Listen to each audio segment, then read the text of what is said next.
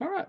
Welcome to Steo Psych. Mother's Day today. So hopefully going to record a quick one, but we'll see how we go. I'm Stephen Downing. I'm a clinical psychologist from Australia, just doing sort of breakdowns of posts from the Am I the Asshole thread on Reddit, because that's been pretty fun so far.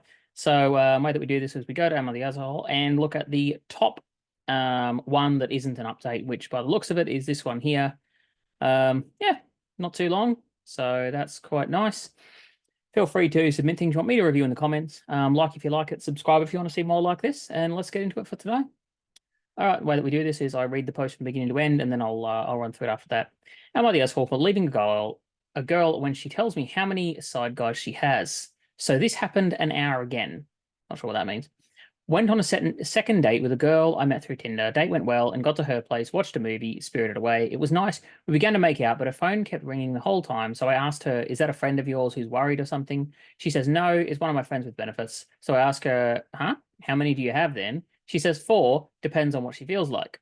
So I say, but we're dating, right? She says, yeah, but I thought you weren't staying over, so someone else is coming after me. Okay. I was kind of shocked, so I grabbed my jacket, wished her good luck, told her not to text me, and left. Am I crazy or what? Update, thanks for all your views on the matter. Couldn't sleep tonight since I was still shook, but reading all your comments convinced me that I dodged a bullet. Will delete Tinder and try to meet people the old-fashioned way.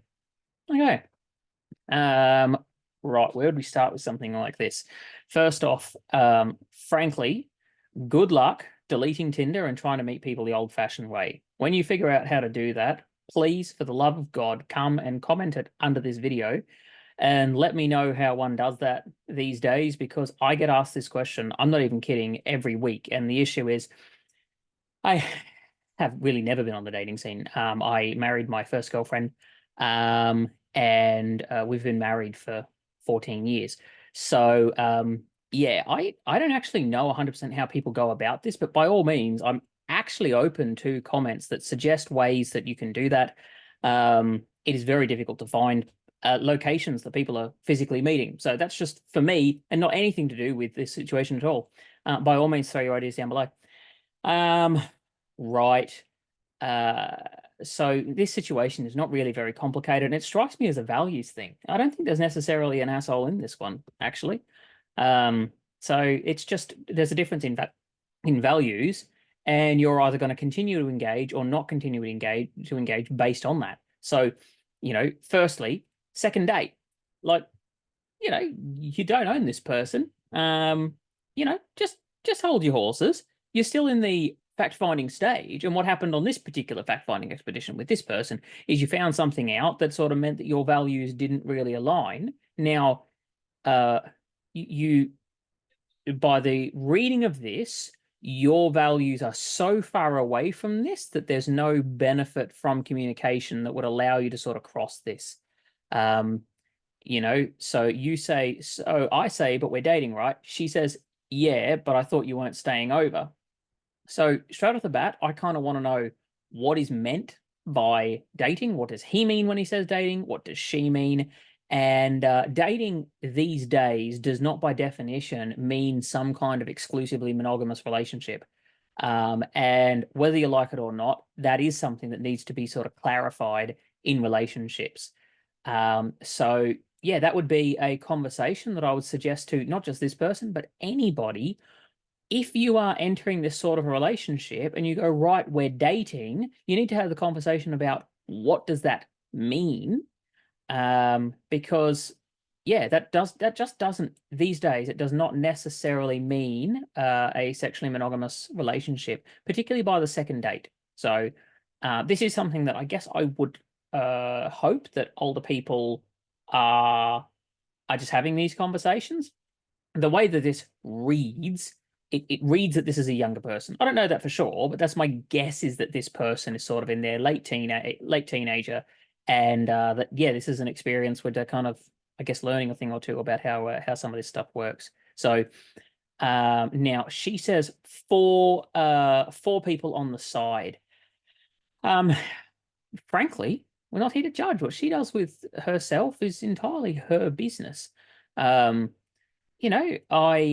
I'm curious about this part, whereas I thought you weren't staying over. Does this mean thought we wouldn't be having sex, but I'm feeling like I would like that in my life, and therefore I'd lined up with somebody else, and they're like doing that check-in thing of like, am I coming? Am I not? And I don't know yet because you and I still haven't finished our night together.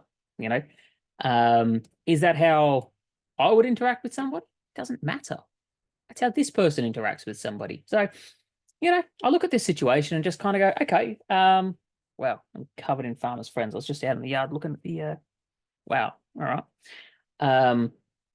A situation where you just got a difference in values. And this situation here doesn't strike me as unusual at all, particularly where these days it's very common that you'd be finding your partner, etc., online without any prior connection. That's certainly not uncommon in terms of what I'm seeing. Welcome to Australia. There's a huntsman out there that's like a solid this big hunting down some ants. Good on you, bastard. This is a distracted episode. So be it. Yeah, difference in values. I don't really see any dramas here. If this is something which is so far away from your values that just crosses all the guidelines, and you know that to continue interacting with this person is essentially just stringing them on, then yeah, the right thing to do is to clarify that and sort of like wish them well in their life and carry on, which is roughly what this person has done. I don't have any problems with their behavior. I don't have any problems with how they've done this. I think they've acted quite well. I think the other person probably could have had a little more respect, regarding if somebody's coming over, your side shouldn't be relentlessly texting you for sex.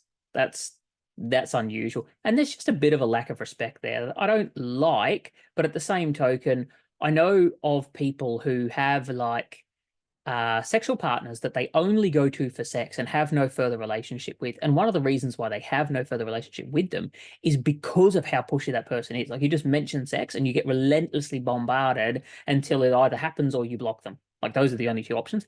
And if this is one of those people, then there's every chance that, yeah, we're talking about that sort of a situation. And again, is she at fault for that? She may have clarified the expectations of, let's just say hypothetically, oh, don't contact me until 11, and the other person is just disrespecting that. We can't possibly know that. That's beyond anything that we can know. So going off the situation as it is here is like, yes, these are the sorts of things that I find I'm seeing more and more in practice because of essentially Tinder and people's first interactions with people being these these situations where they're meeting somebody who they know nothing about. It could be that if they were part of a friends group, they would have got this sort of feedback in advance because this person would be a known quantity. Yeah, there's no dramas with that. I mean, by all means, I think people should be out there trying to improve their lives, and it sounds like this individual is out there looking for a life partner. They've got some pretty clear things in mind, and I would say, yep. So clarify the values up front. Like, hey, if we're dating, I'm only really interested in a sexually monogamous relationship for at least the period that we are dating until we have a conversation that says we're no longer together. And I think people are open to that conversation. It just requires that the communication in advance. When it comes to any of this stuff, I know I've spoken about relationship agreements in the past. It's similar to that. This is just like a micro relationship agreement that just sort of says, look, for while we're together, these are my expectations. Are you on board with that? Because if they're not, you've got that ability to exit more quickly. But this strikes me as a learning experience for this person where they're probably going to be having those conversations in the future. So, look, that's all we've got for today.